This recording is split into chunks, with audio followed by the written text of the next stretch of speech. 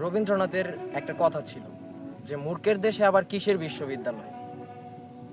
পশুর ঘর থেকে পশুর বংশধর পশুই কিন্তু হয়, কিন্তু মানুষের বংশধর শুয়োরের বাচ্চা, কুত্তার বাচ্চা হয়। একটা মানুষকে তোরা কিভাবে পারি? মানুষের ভিতর যদি মনুষ্যত্ববোধ বলতে একটা জিনিস ওইটা থেকে থাকে, তাহলে কিন্তু একটা মানুষ আরেকটা মানুষকে হত্যা করতে পারে না। তোরা একটা মানুষকে খাইয়েছিস, আবার জিজ্ঞেসও করেছিস যে ভাইয়া খাবার কিরকম হয়েছে, সে বলেছিল ভালো হয়েছে, কিন্তু একটা বারের জন্য সে কল্পনা পর্যন্ত করতে পারে নাই যে এই খাওয়াই তার শেষ খাওয়া, এই খাওয়ার যেই বিল ওইটা তার জীবন। কিভাবে পারিস ভাই? মানুষটা তো পাগল ছিল, তাই না?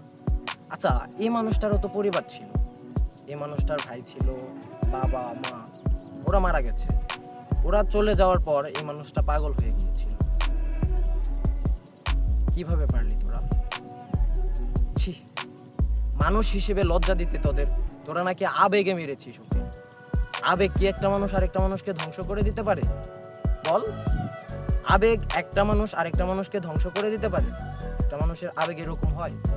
মানলাম তোরা ওর কাছ থেকে টাকা পাবি, কিন্তু ওই টাকা তো তার জীবনের থেকে অনেক বেশি কিছু না। তোরা তাকে খাইয়েছিস, খাবারের কথা জিজ্ঞেস করেছিস, সে বলেছিল ভালো হয়েছে, এরপরে মানুষটাকে তোরা মেরে ফেলেছিস। এই যে এই প্রমাণ দিলি তোরা যে মানুষের বংশধর শুয়োরের বাচ্চাই হয়।